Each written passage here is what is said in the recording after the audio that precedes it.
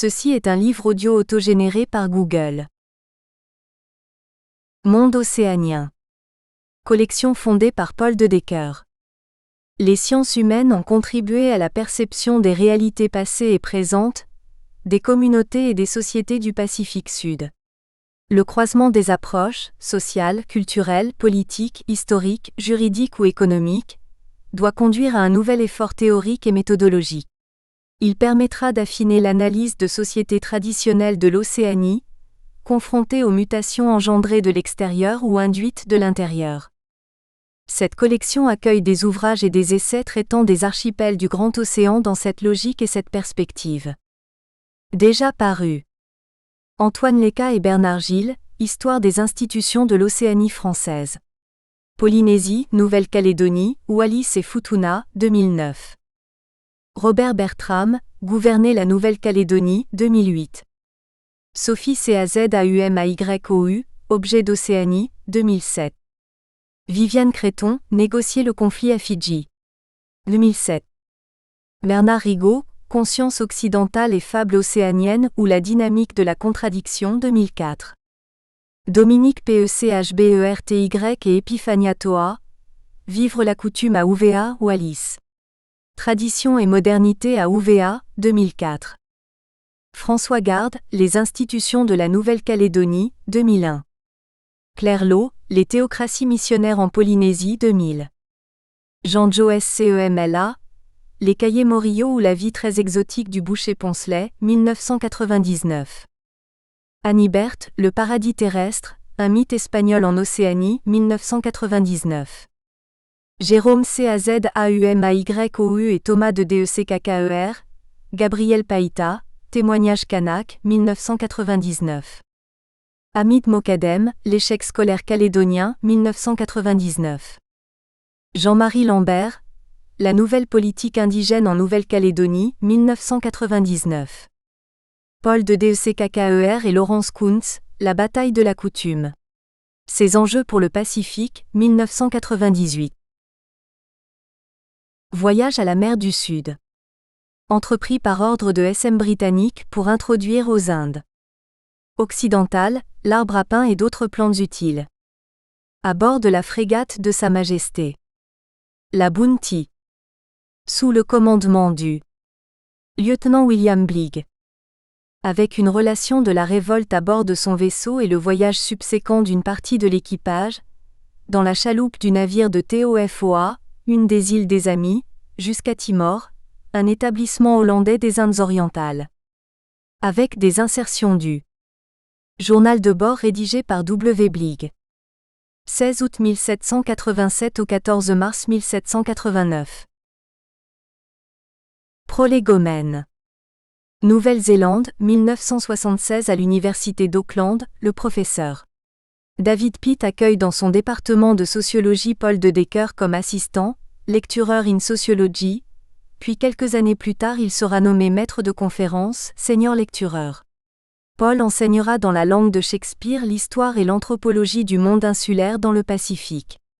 Tout naturellement il découvre les grands voyages de circumnavigation de Bougainville, Cook, Dumont d'Urville, Duperrey, d'Entrecasteaux, La Pérouse, Le Maire, Baudin et tout particulièrement un Français d'origine belge, Jacques-Antoine Maurenoutte, 1797 à 1879.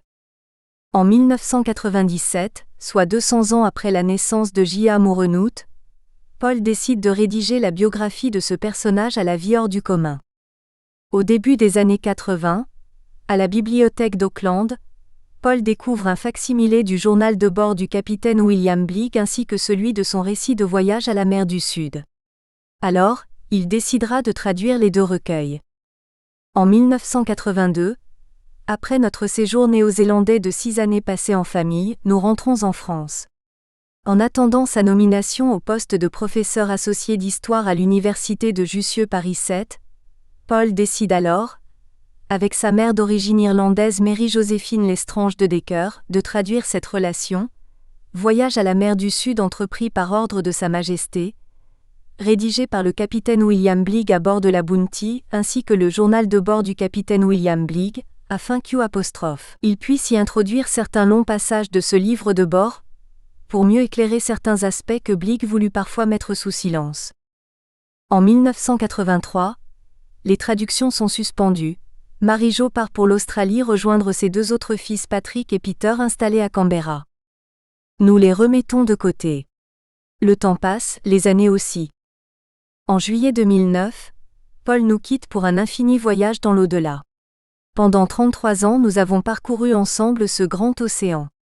Maintenant, nos enfants, petits-enfants et moi-même sommes enracinés au milieu de ce Pacifique, sur ce bout de terre qu'est la Nouvelle-Calédonie à quelques encablures de Tahiti. En janvier 2013, je redécouvre ce travail inachevé dans l'ordinateur, alors comme Pénélope, je reprends inlassablement l'ouvrage. Mais cette fois-ci, après 30 ans de réflexion, la finalisation est arrivée et enfin voici le dernier ouvrage de Paul. Maintenant je dois un énorme merci à tous nos amis qui m'ont aidé à achever ce projet. Tout d'abord à Patrick de Decker, le frère aîné de Paul, professeur de paléoclimatologie à l'Australian National University, ANU, qui m'a permis de consulter à la bibliothèque de Canberra un fac-similé du Voyage à la mer de Sud du lieutenant W. Blake à bord de la Bounty.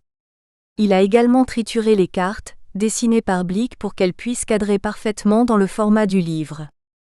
Le professeur Darrell Tryon, linguiste et spécialiste de Bislamar, m'a accueilli dans son bureau au Coombs Building de la ANU et là, nous revisitions Tahiti aux temps anciens.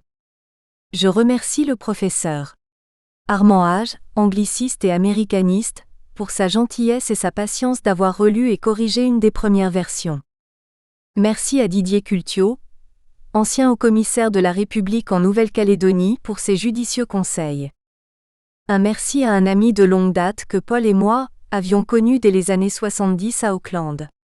À cette époque-là, ce capitaine dans la marine marchande commandait le capitaine Kermadec, un navire caboteur qui desservait depuis la Nouvelle-Zélande, les îles du Pacifique jusqu'en Papouasie-Nouvelle-Guinée.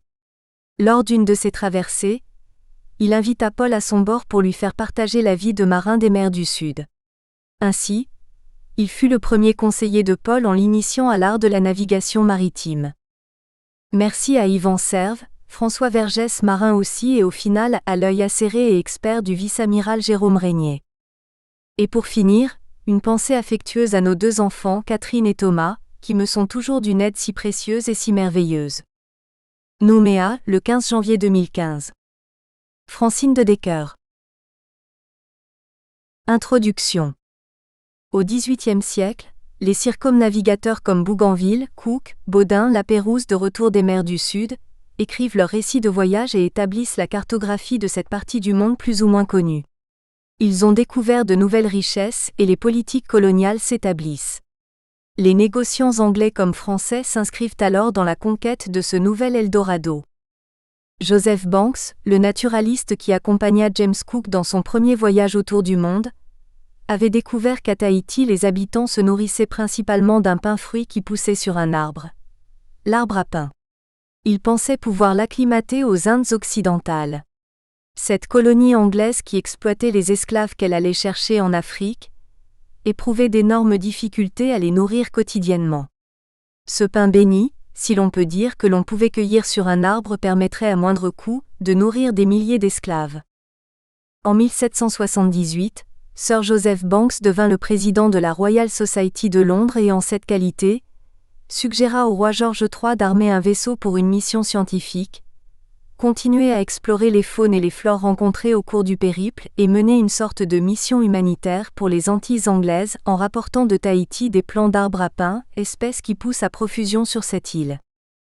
Ce navire se nommait la Bounty, ce qui signifie en français générosité, munificence. Il était commandé par le lieutenant William Blake. Première partie vers la route de l'arbre à pain, 16 août 1787 au 26 octobre 1788. Chapitre 1. Plan de l'expédition, préparatifs et événements ayant précédé le départ d'Angleterre. Description du fruit de l'arbre à pain. Le roi ayant daigné accéder à la requête des marchands et planteurs intéressés par l'introduction de l'arbre à pain dans les possessions de Sa Majesté aux Indes occidentales, un vaisseau approprié à l'entreprise fut acheté et mis en cale sèche à Deptford, afin d'être pourvu de l'armement et des provisions nécessaires à l'exécution de sa mission. Ces préparatifs furent accomplis selon le plan établi par mon très honorable ami Sir Joseph Banks, plan qui se révéla par la suite le mieux adapté à la réalisation de ce projet. Samedi 16 août 1787. Le navire reçut le nom de Bounty, et son commandement me fut confié le 16 août 1787. Il jaugeait presque 215 tonneaux, sur le pont, sa longueur hors toute était de 90 pieds 10 pouces, sa largeur au mètre beau de 24 pieds 3 pouces et dans la cale, la hauteur sous barreau au niveau de l'écoutille principale était de 10 pieds 3 pouces. Autour du cockpit se répartissaient les cabines du chirurgien, du canonnier, du botaniste et du secrétaire ainsi que l'office et les magasins à provisions. L'entrepont était divisé de la façon suivante. La grande chambre, destinée à la conservation des plans, avait été agrandie vers l'avant jusqu'à l'écoutille d'arrière.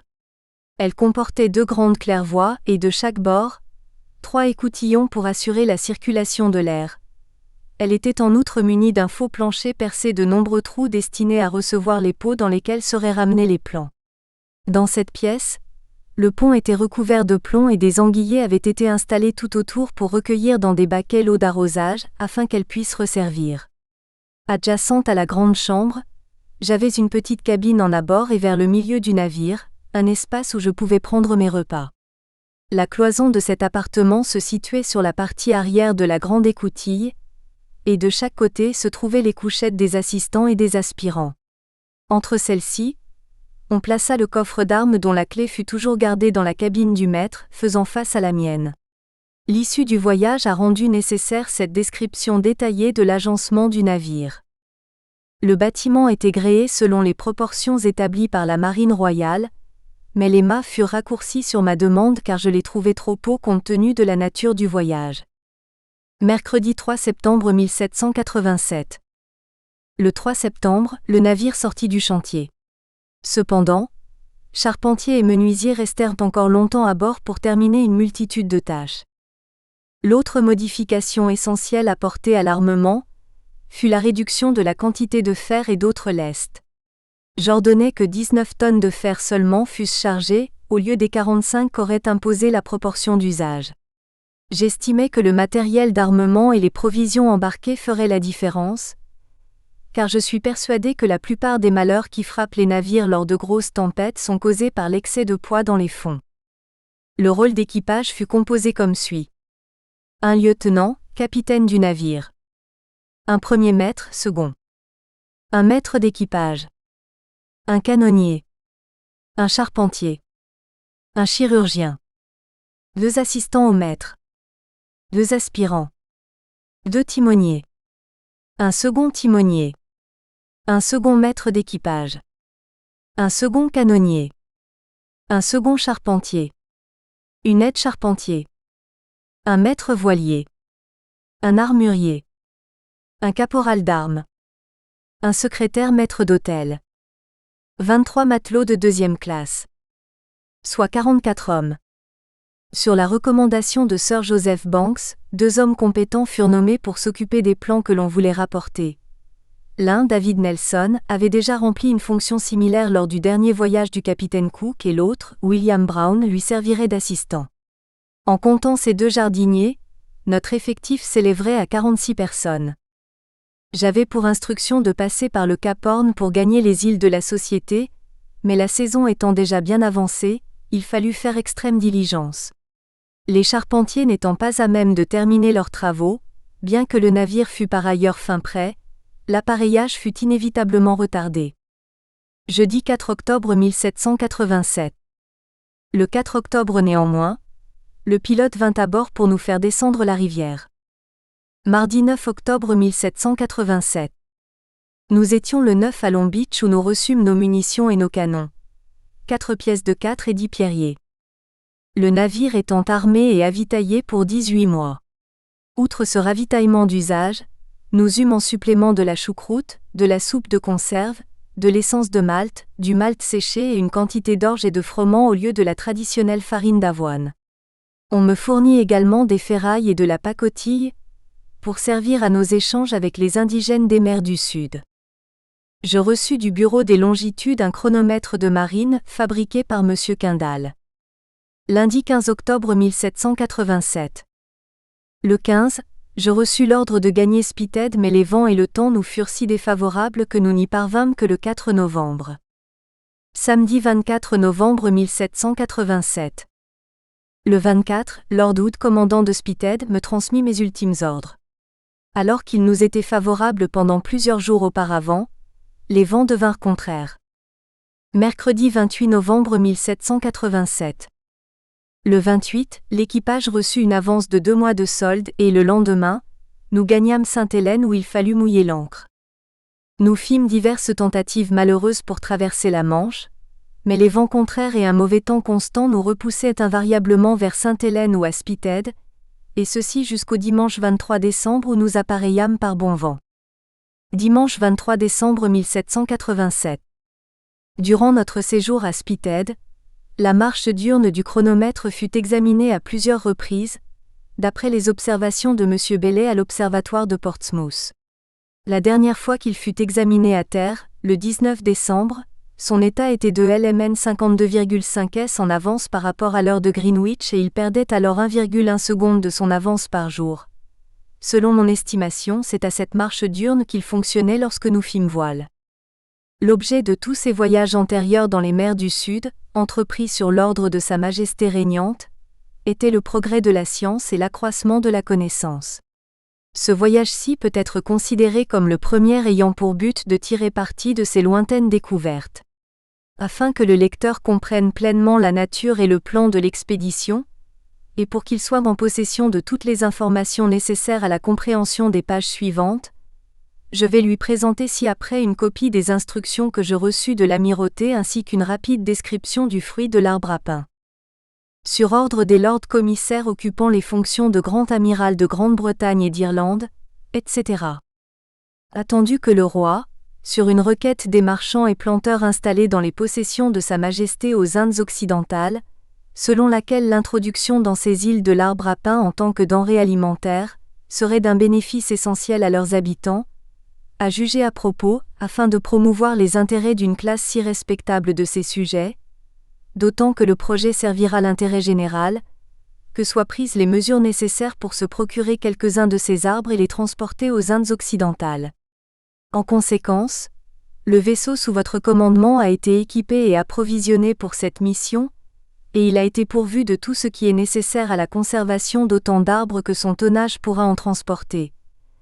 Vous avez reçu pour instruction d'embarquer comme surnuméraires 2 jardiniers, David Nelson et William Brown, qui, en raison de leurs connaissances botaniques, ont été recrutés pour sélectionner les plants qui paraîtront être de bonne espèce et de la grandeur souhaitée.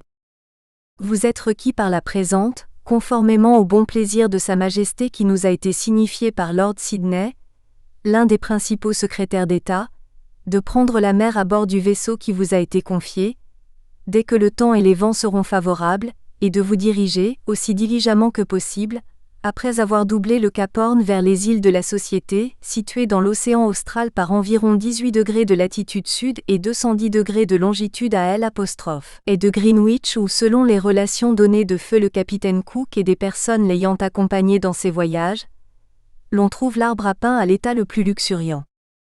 Lorsque vous serez arrivé aux îles ci-dessus mentionnées et que vous aurez pris à bord autant d'arbres et de plants que vous le jugerez nécessaire, pour vous faciliter la tâche, vous avez reçu tous articles d'échange et de pacotille propres à satisfaire la demande des naturels.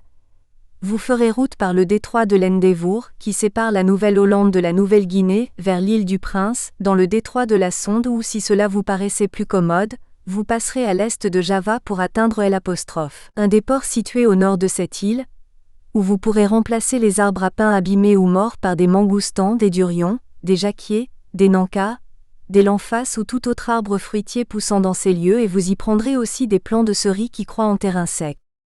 Avec les ducats qui vous ont été remis à cette fin, vous achèterez chez les habitants de cette île et aux meilleures conditions toutes ces espèces, ou celles que vous jugerez les plus avantageuses, en prenant soin toutefois, si les plants de riz n'étaient pas disponibles à Java, de vous rendre à l'île du Prince, où on le cultive ordinairement, afin de l'y obtenir.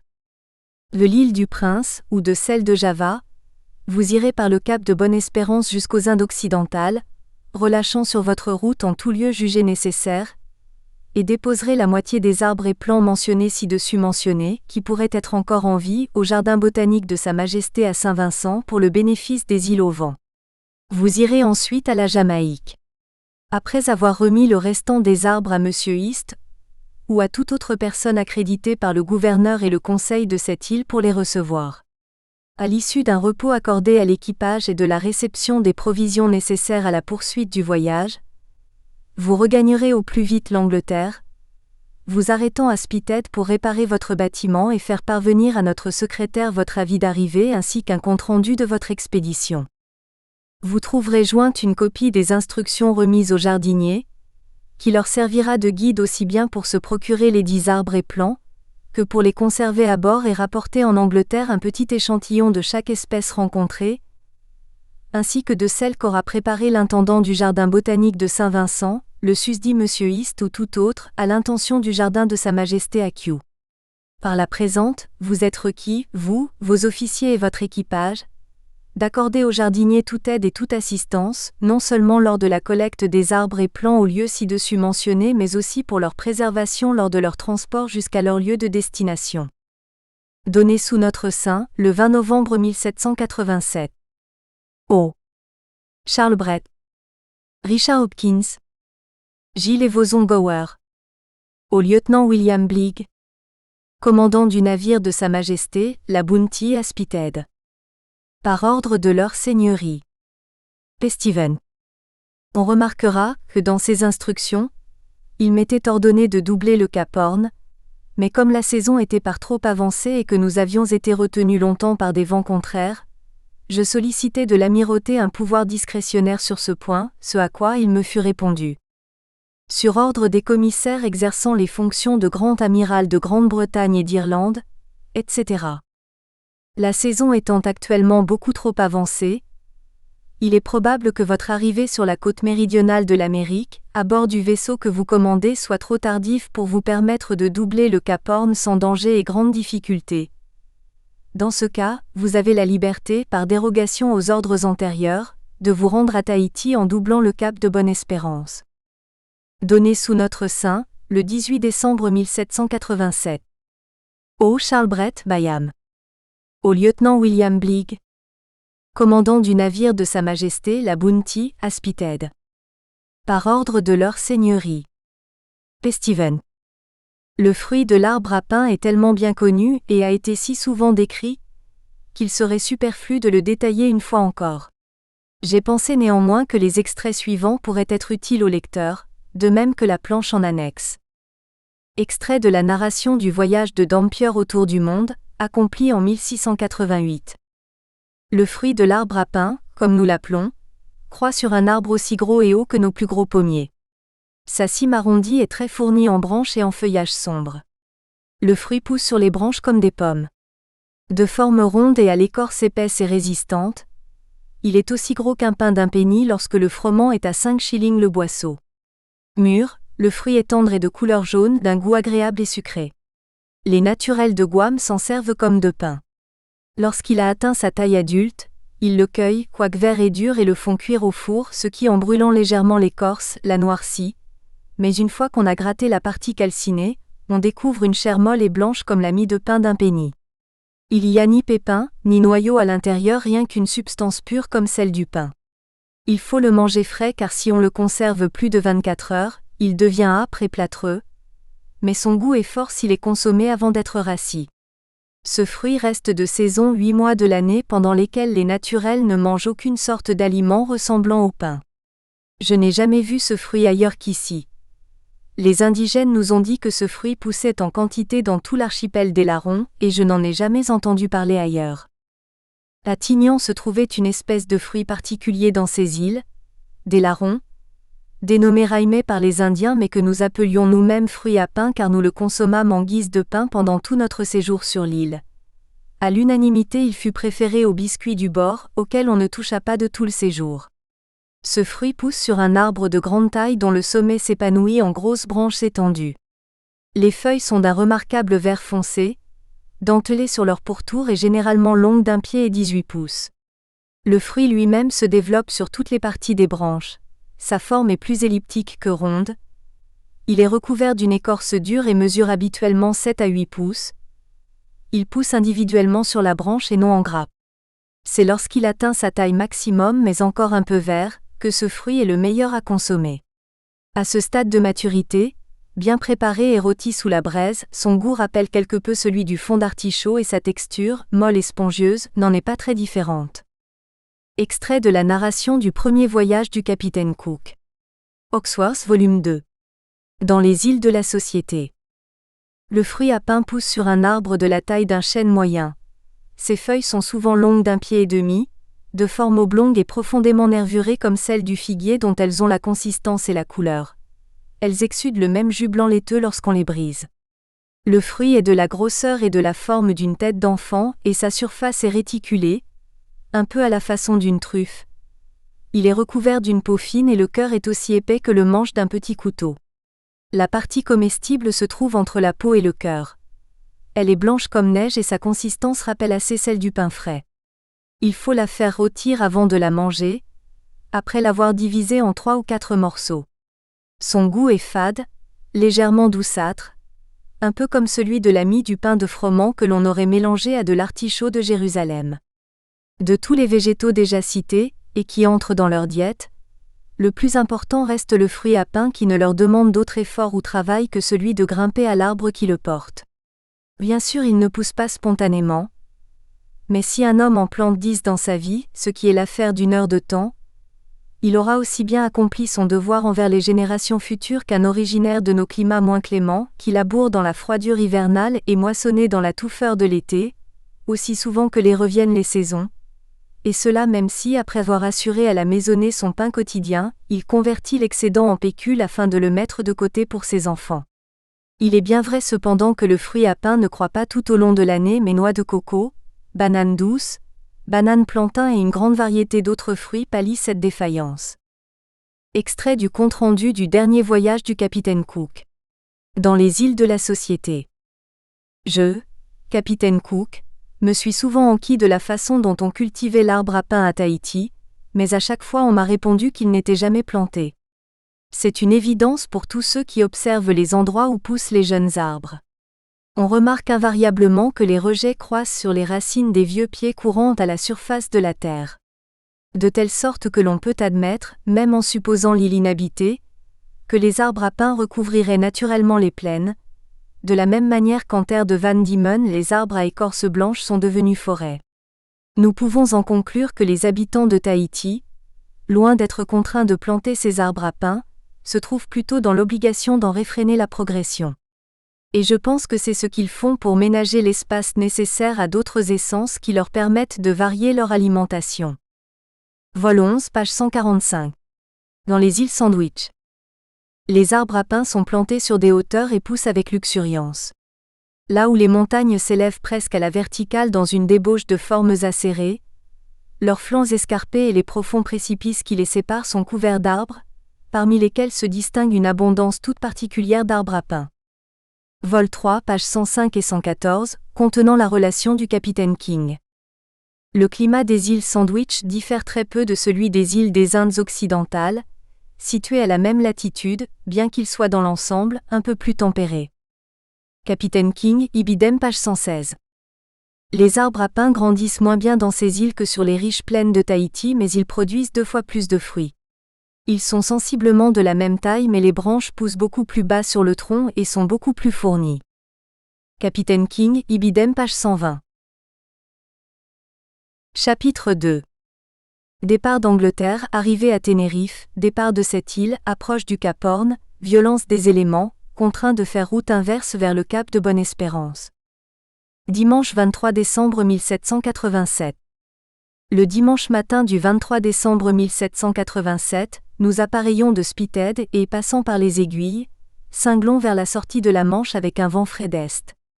Dans l'après-midi, l'un des matelots, en ferlant la grande voile de perroquet, tombe de la vergue. Heureusement pour lui, il attrape dans sa chute l'étai du grand mât de hune, ce qui lui sauve la vie. La nuit, le vent fraîchit encore et la mer devient grosse. Mardi 25 décembre 1787.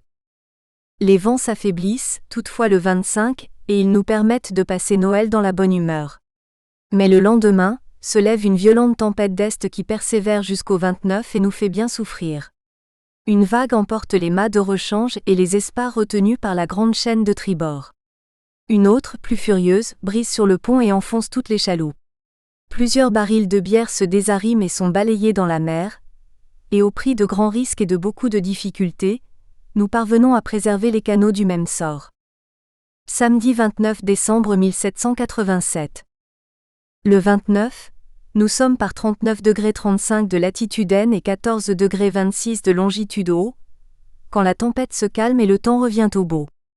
Outre les avaries subies par le navire, une grande quantité de biscuits est abîmée et impropre à la consommation, car la mer a défoncé la poupe et envahi la chambre. Dès lors et jusqu'à notre arrivée à Tenerife, le temps reste clément et les vents soufflent du secteur nord. Dans la matinée du 4 janvier, nous conversons avec un bâtiment français se rendant à l'île Maurice. Samedi 5 janvier 1788. Tenerife. Le lendemain, à 9h du matin, nous apercevons Tenerife, relevant aux eaux un demi-haut à environ 12 lieues de distance.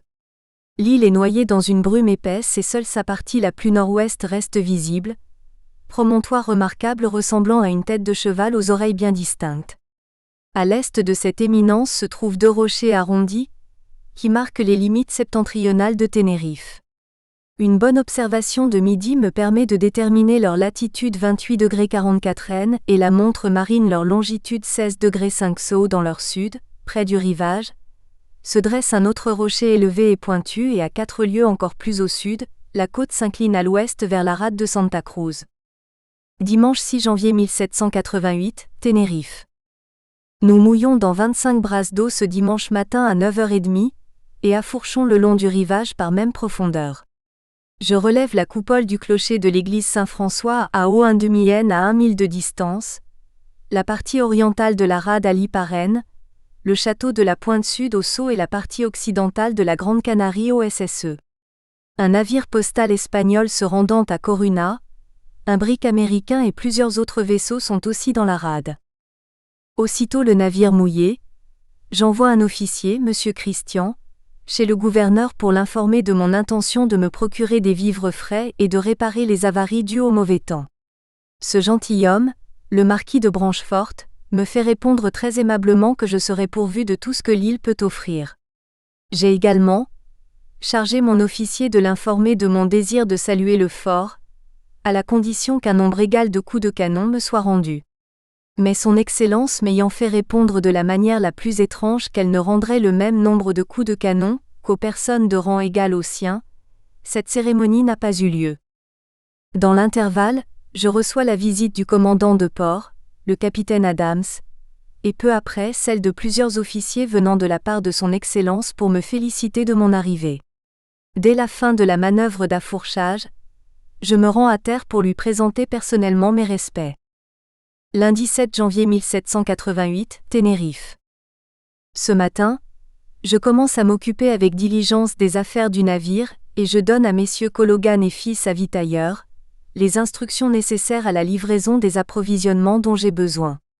J'obtiens aussi du gouverneur que M. Nelson ait l'autorisation d'explorer les collines et l'intérieur de l'île, à la découverte de plantes et autres curiosités naturelles. En raison du fort ressac sur le rivage, je négocie avec la batellerie locale l'acheminement à bord de toutes les marchandises et je conviens de payer 5 shillings le tonneau d'eau. J'achète un excellent vin à 10 livres la pipe prix fournisseur, mais celui de qualité supérieure coûte 15 livres et sa saveur approche celle du meilleur madère de Londres. Je m'aperçois que les autres denrées sont hors saison. Maïs, pommes de terre, citrouilles et oignons, très rares, coûtent 2 fois plus cher qu'en été. Il est également difficile de se procurer de la viande de bœuf de qualité médiocre de surcroît. Elle vaut presque 6 pence la livre. Le maïs coûte 3 $ la fanega, ce qui fait 5 shillings le boisseau. Le pain revient à 25 shillings les 100 livres. La volaille est si rare qu'un bon poulet coûte 3 shillings. Mis à part le vin, ce n'est donc pas ici que les navires doivent compter faire leurs vivres à prix raisonnable à cette époque de l'année. De mars à novembre, en revanche, les provisions sont abondantes, surtout les fruits que nous ne pouvons pour l'heure nous procurer, à l'exception de quelques figues séchées et de mauvaises oranges. Remarque nautique. Pendant notre séjour ici, le temps est resté beau avec des vents dunes avec des accalmies et de petites bruines nocturnes. À l'ombre de midi, le thermomètre varie entre 66 à 69 degrés Fahrenheit.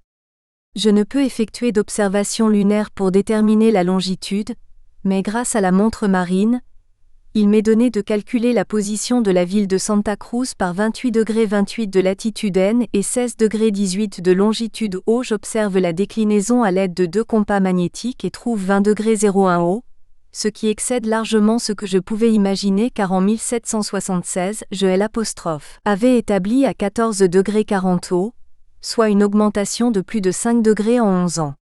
Ceci m'amène à réfléchir sur l'incertitude d'obtenir la déclinaison exacte du pôle magnétique, et bien sûr, sa variation annuelle qui ne peut jamais être précisée exactement, à moins de toujours l'observer au même endroit et avec la même boussole. Quoique fort distant du tropique, Tenerife est si proche de la limite des alizés que les navigateurs venant de l'Est mettent en général le cap dans sa direction. La baie de Santa Cruz se trouve à l'est de l'île, à l'extrémité d'une chaîne de montagnes escarpées, arides et très élevées, le long desquelles on fait route à l'eau paresse du compas avant d'entrer sur rade sans trouver le fond jusqu'à proximité du rivage. On peut mouiller entre 50 et 20 brasses de profondeur voire 15 brasses.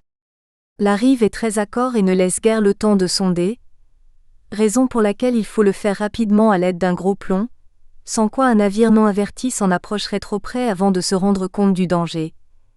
Il s'attendrait en effet à trouver plutôt le fond, abusé par l'apparence trompeuse des hautes terres adjacentes. Pour parer ces difficultés, il faut savoir qu'on ne trouvera point de mouillage tant que l'alignement de la ville située à quelque distance au sud de Santa Cruz par le château au sud de la rade reste ouvert, quoiqu'on ait l'impression d'être déjà proche du rivage.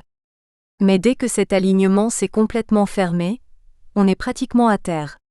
Les relèvements haut ou haut paraissent de l'église et saut 1/2 à saut par haut de la pointe méridionale de la rade définissent un bon point de mouillage, par 25 brasses de fond.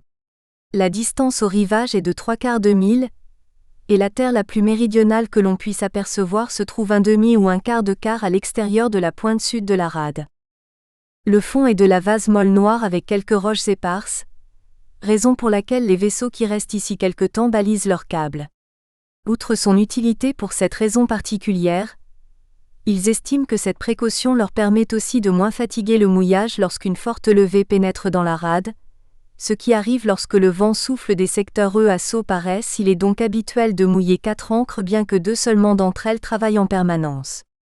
Toutefois, cette méthode est pourtant recommandée, même si un navire ne reste que 24 heures, et plus on raidira les câbles, mieux cela vaudra afin qu'ils ne touchent pas le fond. À moins de courir de gros risques, le débarquement sur la plage est la plupart du temps impossible avec nos canots. Mais il existe une très belle jetée sur laquelle on peut débarquer sans difficulté, si dans la rade, la houle n'est pas trop forte. Une conduite y amène l'eau douce à l'intention des vaisseaux, et tous les navires marchands paient pour y accéder. Le petit peuple vit dans un état de misère et de dénuement, qui n'est nulle part plus criant que dans les colonies espagnoles et portugaises. Pour alléger ces maux, l'actuel gouverneur de Tenerife a institué une société de charité qu'il s'est imposé de diriger lui-même. De généreuses donations ont permis la construction d'un grand bâtiment aéré qui abrite 120 jeunes filles pauvres, et autant d'hommes adultes et de jeunes gens. Les terres qui entourent l'institution sont suffisamment étendues, non seulement pour répondre à ses besoins actuels mais aussi pour le développer à d'autres fins charitables, au fur et à mesure de l'augmentation de ses ressources. Son Excellence me fait les honneurs de cet asile, appelé dans le pays Hospicio Hospice, et je ne peux lire sur chaque visage que gaieté et bonne humeur. Dans une pièce spacieuse et bien éclairée, nous sommes confondus d'admiration au spectacle de ces jeunes femmes si proprement et décemment mises, sagement installées devant leur rouet et leur métier à tisser. Une gouvernante inspecte et dirige leurs travaux qui consistent à fabriquer des rubans de toutes couleurs, d'étoffes brutes et de la passementerie, qu'elle tisse à la perfection à partir de soie et de lins écrus. Les travaux de teinture sont aussi effectués par leurs soins. Ces jeunes filles restent à l'institution pendant 5 ans, au terme desquels elles sont libres de se marier, recevant leur rouet et leur métier à tisser en guise de dot, ainsi qu'une somme d'argent proportionnelle à la valeur du fonds, auquel contribue leur labeur, est actuellement estimé à $2000 l'an. On se préoccupe tout autant des hommes et des garçons. Ils sont employés à de plus gros ouvrages, comme la fabrication de couvertures et de toutes sortes de tissus grossiers. Ceux qui deviennent infirmes passent confortablement ici le reste de leur vie sous la surveillance d'un inspecteur qui s'occupera d'eux de la même façon que le fait la gouvernante pour les jeunes filles. Ils reçoivent la visite quotidienne du gouverneur et chaque soir l'assistance d'un ecclésiastique. Dans un pays où la douceur du climat incline au laisser-aller d'une vie oisive, cette institution humanitaire permet à nombre de pauvres de se rendre utiles et industrieux, et de prétendre par leur travail à une vie confortable. La population de cette île est estimée entre 80 et 100 000 habitants. Elle exporte annuellement 20 000 pipes de vin et la moitié d'eau-de-vie. Beaucoup de navires viennent de Saint-Eustache et achètent de grandes quantités de vin de Tenerife pour le transporter vers les Indes occidentales sous l'appellation de Madère. Tenerife est considérée comme étant la plus riche de l'archipel. En cas de pénurie, il arrive que ses habitants reçoivent du ravitaillement de la Grande Canarie, mais ici les vignobles sont réputés de qualité très supérieure. La production de maïs, quoique excellente, est insuffisante pour couvrir la consommation et c'est pourquoi les Américains y échangent avec profit leurs farines et céréales contre du vin. La ville de Santa Cruz s'étend sur environ un demi-mille de part et d'autre du centre. Bâtie de façon régulière, les maisons y sont généralement grandes et bien aérées mais les rues sont très mal pavées. On m'a dit que les maladies y sont rares, mais si une épidémie s'y déclarait, elle aurait les conséquences des plus fatales, particulièrement la variole, dont il s'efforce maintenant d'endiguer les effets funestes par l'inoculation.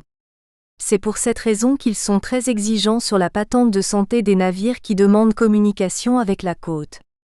La veille de notre départ se présente sur rade un sloop de Londres, la Chance, commandant William Meredith. Cela fait 19 jours qu'il a quitté les Downs et il se rend à la Barbade. Le bâtiment a beaucoup souffert du mauvais temps et n'a point de patente de santé. Le gouverneur ne permet à personne de débarquer, sauf si je peux attester qu'aucune épidémie ne sévissait en Angleterre au moment de son départ, ce que je suis à même de faire, dans la mesure où nous sommes partis à la même époque. Ainsi, le navire obtient du gouverneur l'autorisation de se procurer les provisions désirées sans être contraint d'observer la période de quarantaine. Jeudi 10 janvier 1788. Ayant conclu nos affaires à Tenerife, nous appareillons le jeudi 10 sous un vent de ce. L'équipage est en bonne santé et de bonne humeur. Je répartis mes gens en 3/4 et confie le 3e à M. Fletcher Christian, l'un des assistants. Lorsque les circonstances le permettent, j'ai toujours considéré cette méthode comme la plus satisfaisante à plusieurs égards. Je reste persuadé qu'un repos sans interruption contribue non seulement à la bonne santé de l'équipage mais le rend aussi plus rapidement disponible en situation d'urgence. Comme je souhaite gagner Tahiti sans m'arrêter, je fais mettre tout le monde aux 2/3 de la ration de biscuits. J'ordonne aussi que l'eau potable soit filtrée à l'aide de pierres ponces que j'ai achetées à cet effet à Tenerife. Dans la soirée, nous doublons la pointe sud de l'île. Vue d'une certaine distance, cette masse arrondie a l'apparence d'une île distincte, du fait de la faible hauteur de la bande de terre qui la relie à l'île principale. L'estime depuis notre départ de la baie de Santa Cruz situe l'extrémité sud de Tenerife par 28°06 de latitude N. Nous naviguons toute la nuit au SSO avec un vent de ce. Le lendemain matin, nous ne voyons plus la terre. J'instruis alors l'équipage de l'objet de notre voyage, et promis de l'avancement aux personnes qui s'en rendraient dignes par leurs efforts et par leur bonne conduite, promesse que j'étais autorisé à faire. Pendant les quelques jours qui suivent notre départ, les vents restent la plupart du temps au sud. Je fais distribuer des lignes et des hameçons à l'équipage et on prend quelques dorades. Jeudi 17 janvier 1788. Le 17, le vent tourne au nœud et continue de souffler régulièrement de cette direction jusqu'au 25, date à laquelle nous sommes à midi. Par 03°54 de latitude N, le ciel couvert promet de fortes pluies et nous installons des bâches équipées de manches pour recueillir de l'eau. Nos espoirs ne sont pas déçus. À partir de ce moment et jusqu'à notre rencontre des alizés de ce, le temps reste humide, lourd et oppressant, avec des calmes à peine entrecoupés de vents faibles et variables, généralement du sud. Mardi 29 janvier 1788. La pluie tombe si violemment le 29, que nous recueillons 700 gallons d'eau. Jeudi 31 janvier 1788. Le 31 à midi, la latitude est 02°05 N et je note un courant portant au nœud à raison de 14 000 par 24 heures. Le thermomètre donne 82 degrés Fahrenheit à l'ombre et 81,5 degrés Fahrenheit en surface, de telle sorte que l'air et la mer n'ont qu'un demi-degré de différence. À 8 heures du soir, nous apercevons à un demi-mille au nord un fort bouillonnement ressemblant à s'y méprendre à des brisants. Je pense que ce remous est provoqué par un banc de poissons très important, car il se trouve exactement dans notre sillage. Si c'était un haut fond, nous l'aurions vu avant la tombée de la nuit, moment au cours duquel une veille attentive est toujours exercée. Toutefois, si ce phénomène, au lieu d'apparaître sur l'arrière, s'était manifesté droit devant, j'aurais certainement viré de bord pour l'éviter. C'est à de telles apparences que j'attribue la soi-disant découverte de bien des hauts fonds sous les tropiques, écueil qui n'existe que sur les cartes. Nous sommes alors par 02°08 de latitude N et 19°43 de longitude O le lendemain, se répètent les mêmes bouillonnements provoqués par de nombreux bancs de poissons qui tournent autour du navire. Samedi 2 février. Le samedi 2 février au matin, nous apercevons une voile au NNO, mais elle est trop loin pour l'identifier. Lundi 4 février 1788. Nous subissons le lundi 4, une pluie diluvienne qui remplit presque tous nos barils vides. Le temps est si humide et l'air tellement saturé, que tout est recouvert de moisissures. Les espaces sous pont sont aérés et asséchés à l'aide de feu, et nous y pulvérisons fréquemment du vinaigre. Le moindre intervalle de temps sec est mis à profit pour ouvrir toutes les écoutilles et nettoyer le navire, ainsi que pour laver et faire sécher les effets mouillés de l'équipage. Ces conditions météorologiques accompagnées de vents faibles et irréguliers ne nous ont fait gagner que 2,5 degrés en 12 jours, mais le 6 à midi, par 01°21 de latitude N et 20°42 de longitude O, l'Alizé vient enfin à notre secours. Jeudi 7 février.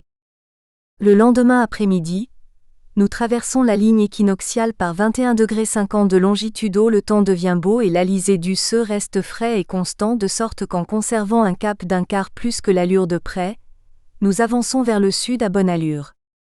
Le temps restant sec et pour préserver notre biscuit de la vermine, nous en mettons une partie dans des barils, au préalable bien préparés pour le recevoir.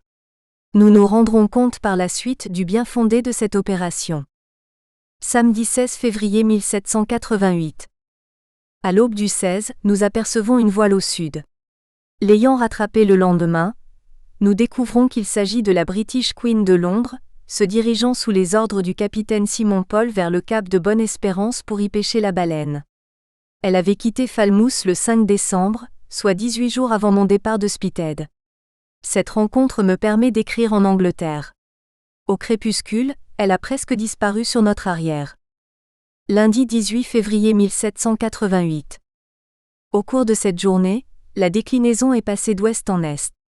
Selon nos observations, le nord vrai et le nord magnétique coïncident par 20°00 de latitude S et 31°15 de longitude O à midi.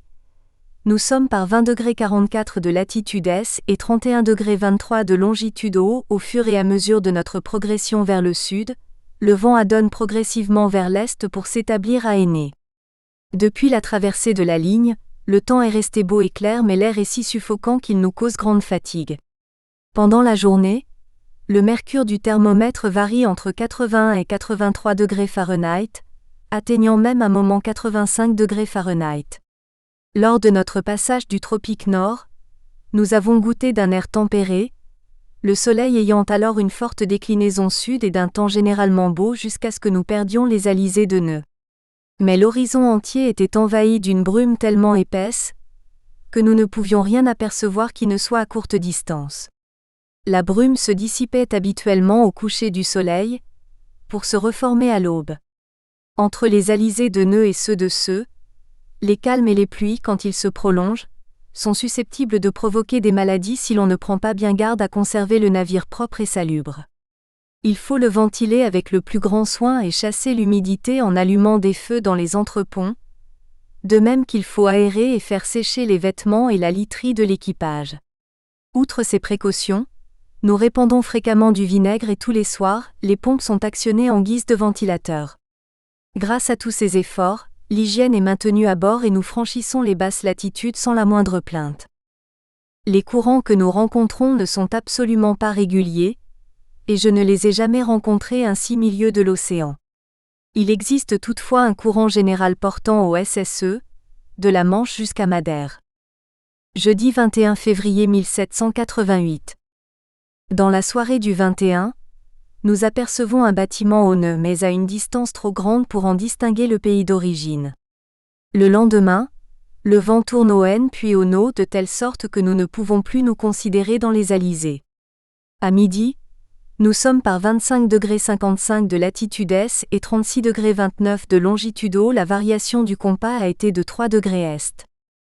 Samedi 23 février 1788. Le samedi 23, à l'approche de la nuit, le vent s'affaiblit et nous rencontrons de grosses averses dont nous profitons pour obtenir une tonne d'eau potable. Le lendemain, nous prenons un requin et 5 dorades coryphènes. Mardi 26 février. Le mardi 26, nous enverguons des voiles neuves et nous nous livrons aux préparatifs nécessaires en prévision du temps qu'il faut s'attendre à rencontrer sous les hautes latitudes. À midi, nous sommes par 29,38 de latitude S et 41,44 de longitude O. La déclinaison est de 0,7,13 E. Dans l'après-midi, le vent d'ouest souffle en forte rafale et nous apporte quelques papillons ainsi que d'autres insectes semblables à ce que nous appelons des mouches à chevaux. Nous ne voyons pas d'oiseaux, sauf quelques puffins. Nous sommes alors à plus de 100 lieues de la côte brésilienne. Dimanche de mars 1788. Le matin du dimanche 2, m'étant assuré que chacun a fait toilette, l'office religieux est célébré comme j'ai coutume de le faire ce jour-là. Je remets à M. Fletcher Christian, à qui j'ai confié le 3e quart, l'ordre écrit de faire fonction de lieutenant. Samedi 8 mars 1788. Le samedi 8 à midi, nous sommes par 35,50 de latitude S et 52,33 de longitude O. Ces 4 derniers jours, nous avons sondé à plusieurs reprises sans trouver de fond.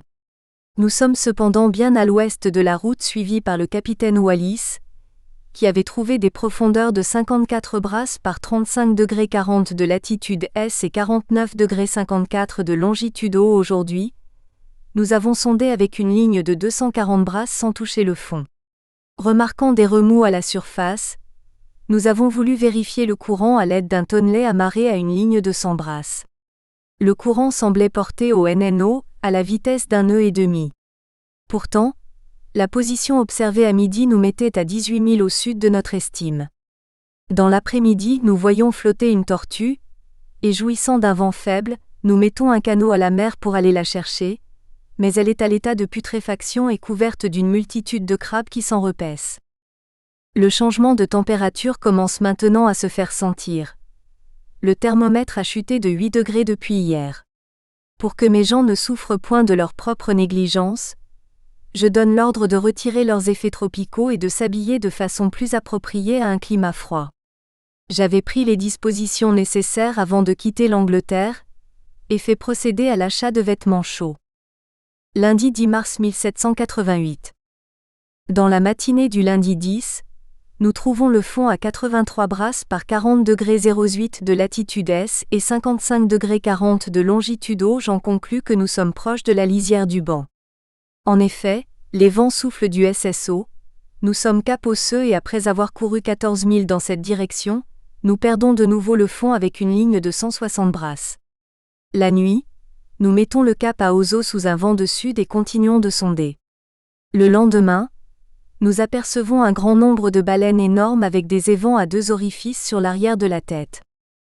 Sur une plainte du maître, je juge nécessaire de punir Matthew Quintal, l'un des matelots, de 2 douzaines de coups de fouet pour insolence et insubordination. Auparavant, je n'ai eu à châtier qui que ce soit à bord. Jusqu'à cet après-midi, j'avais l'espoir d'accomplir le voyage sans punir quiconque, mais j'ai trouvé indispensable de punir Matthew Quintal. Mercredi 12 mars 1788. Le 12, nous attrapons un marsouin au harpon. Chacun en mange de bon appétit, et sa chair est tellement appréciée que nous n'en perdons pas une miette. Vendredi 14 mars 1788. Dans l'après-midi du 14, Nous voyons un oiseau de terre semblable à une alouette, et passons près des restes d'une baleine morte, abandonnée par quelques pêcheurs après qu'ils en eurent prélevé le lard. Nous apercevons aussi 2 voiles inconnus. Le lendemain midi, nous sommes par 43°06 de latitude S et 58°42 de longitude O, quand nous trouvons sur le plomb de la sonde un fond de beau sable verdâtre par 75 brasses. Nous apercevons 2 faucons de mer. Dimanche 16 mars 1788. On découvre un autre navire à Ono le 16, faisant route au nord. Latitude à midi. Nous espérons que vous avez apprécié cet aperçu. Pour continuer à écouter ce livre audio sur Google Play Livres, utilisez le lien dans la description de la vidéo.